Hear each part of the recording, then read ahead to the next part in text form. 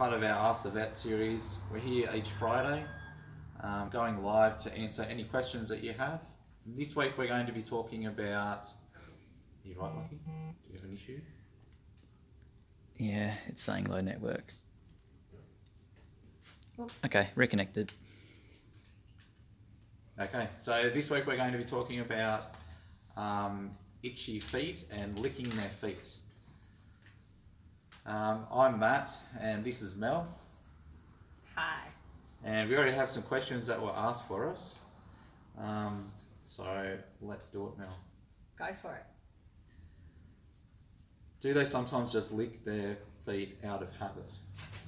Okay, that's a really common question. Dogs lick their feet for lots of different reasons, and we always have to work out whether habit is part of it. However, generally dogs only lick their feet because there's something wrong. So generally they'll lick their feet because they're itchy, because there's something sticky there, something that tastes good, something that tastes bad. Sometimes they lick their feet because they've got arthritis and they've got pain in their feet as well. But the classic time for licking is when everything else in the day has stopped. So the classic time is when everyone's sitting down, having dinner, watching TV, doing something else, and the dog goes and sits in the corner and starts chewing either underneath their feet or the tops of their feet. So habit, it can be, is that's the time that they sit there, and it's like people chewing their nails, I guess, is that it's just that time where they are less is happening around the world, in their world, and so they're more likely to chew it at that time. But in general, we need to make sure that there's not an underlying reason, because that is much more common than just purely by habit. You agree? Absolutely. A lot of people mention obsessive compulsive disorder, and yes, that does happen, and dogs can get that. And I generally say that try and interrupt them. So if they're licking at their feet and you call their name and they stop licking, that's not obsessive compulsive disorder. Yeah. With obsessive compulsive disorder, they're purely focused on licking their feet and nothing will break them from that. So if you can interrupt them, there's generally something else that's underlying it. It's that interruption thing, is if you can break the habit, if you can stop them, then it's not that obsessive behaviour. Yeah, it's more just that they're wanting to chew.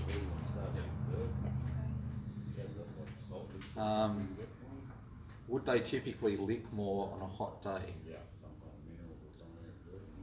I guess that if they're getting more inflammation. Yeah, I guess the humidity. Inflammation may irritate them more on a hot day. Yeah, and I guess when we're itchy and we get warm or hot, then that can sometimes make you feel it more. And I guess if the moisture and the heat, bacteria particularly in feet, you know, if they're holding the moisture and the heat in there more, it might be a bit more itchy. But it might be also that they're just a bit more agitated in general if they're hot and bothered. Yeah, and we definitely see more in summer and over the warmer months, but that's not related so much to the heat as more you've got grass growing, Pollen. trees flowering, that sort of stuff. Is there anything I can do for a quick relief? Well, I think there's some simple things you can do. If your dog if you notice that they chew their feet, I mean, there's obviously lots of different situations, but if they lick their feet more when they come in off the grass, then they have found that if you just do a gentle, cool wipe down of their feet when they come inside, that can decrease the itchiness and the irritation from the grass. So that's one thing you can do. That'll also help to remove the allergy. off the skin. Yep, exactly. It removes the allergens off the skin as well. Cold bathing, or not cold bathing, but cool baths with oatmeal or a settling conditioner can really help as well, and you can do that at home. So any of the high dose colloidal oatmeal washes can work really nicely as well. Have you got any other? No, that's the thing I was thinking of, was just using just a wet flannel, wiping them down. Yeah, obviously you need to wash them, the whatever you used, quite well. And no baby wipes. I know everyone seems to think baby wipes cure everything. It's really not a good idea to use on your pets, anywhere on their bodies, but particularly on their feet, because anything that you're introducing like that can make it even more irritable. So just cold water is a really good one, particularly if they get irritated when they've been for a walk or they've been on the grass. Good for cleaning your hands though. Yeah, and cleaning everything else, but not your dogs. Not your dogs. What would the indicators for a vet visit be? I guess the one that Matt was talking about before, where you can't distract him, where they're chewing and chewing, and every time you say stop, they look at you but then go straight back to it again. I think that's a pretty strong indicator that there's something going on there. And as I said before, most chewing and licking, if it's continuous and if you can't, if it's really, really every day or every night or anything, that's actually probably an indication there's something wrong, not just that there's a habit. So if your dog gets lame, obviously if they're not walking on it, people seem to think that their dogs aren't in pain. Oh, they're just limping, but he doesn't say he's in pain is a classic thing. If your dog's limping, then your dog is in pain and needs to be seen. And that's a sign that the infection or something else is going on there. So I guess if there's a funky smell is another thing that you probably need to get checked out as well. Yeah. Any others? If they look really red. Oh, yeah. If you can see swelling, particularly, I know I talked about in one of our other videos, the grass seed issue. If you get swelling between the toes, or you can see like a raised area between the toes, then that's something that needs to be looked at as well. Are there any plants in the garden that would cause irritation in their feet? Absolutely. Wandering dew would be the top of the list, I think, as well as some of the grasses. But wandering dew, particularly at the moment, we've had some doozies of, I've seen some really inflamed dogs, and we've talked about what's in the yard, and many times I personally had a dog that was allergic to it in the past too. It's something that really is it's hard to get rid of because it's the viney thing, but yeah, check your yard for wandering dew.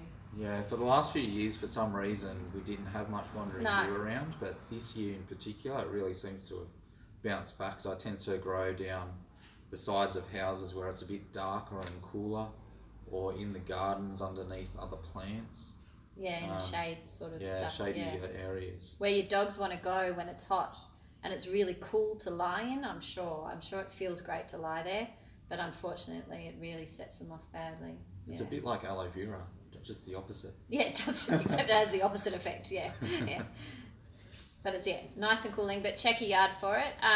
There are dogs that are allergic to grass, so just like myself, I'm allergic to every grass in Australia. Luckily I'm not allergic to animals, but there are lots of dogs that are allergic to grasses themselves, but they can also be not allergic to the grass, they can be allergic to the pollen that's landed on the grass. So again, that's the wiping the feet after they come inside thing.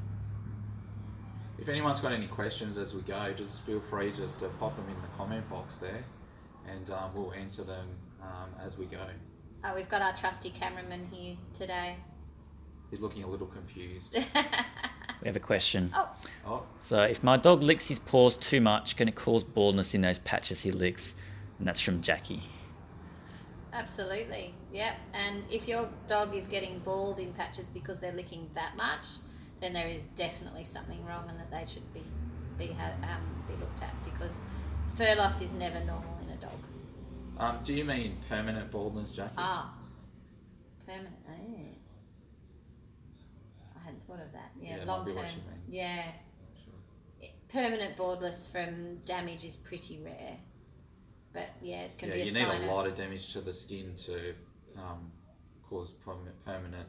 Because generally when they're licking, they're only licking the top, and they don't lick the follicles where the hair grows from. So you really got to get really deep damage to the follicles.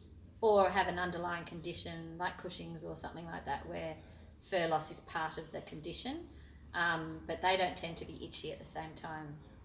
Yeah. Yours either. Oh, we answered both anyway.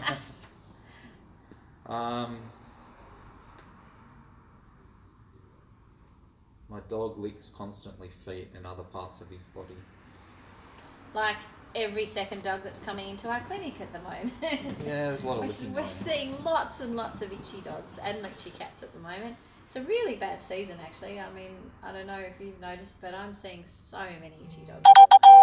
Licking is a sign of discomfort. So if your dog is licking all over their body, then it's a sign either of pain or of itchiness, and it's something that should be seen. And the itchiness over their whole bodies, there's lots of different causes. So it could be much less commonly mites or ticks, that sort of thing, the bugs that are on the surface. But allergy is really a big one, and once they start licking, they then break the skin barrier and you end up with infection, and that's when they get even itchier. So it escalates very, very fast at that point. So if your dog is scratching or itching all over their bodies or chewing their feet, then really that's a time where they really need to be looked at and have a look and just made more comfortable. I can't imagine being that itchy all the time. I think it must be an awful feeling. So it's certainly not normal. Well, itching leads to so many other problems as well, because then they're not sleeping properly, so then it leads to behavioural issues.